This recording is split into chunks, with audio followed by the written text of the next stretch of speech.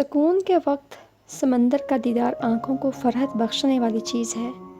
تختہ جہاز پر کھڑے ہو کر دیکھیں تو لہروں کا ایک لا تعداد سلسلہ نظر آتا ہے، جو ہوا کے نرم نرم جھونکوں کے اثر سے سمندر پر قریب قریب ہر وقت آتے رہنے سے ایک دوسرے کے پیچھے حلقے بناتا چلا جاتا ہے۔ ایسا معلوم ہوتا ہے کہ لہریں ایک دوسرے کے پیچھے دوڑ رہی ہیں۔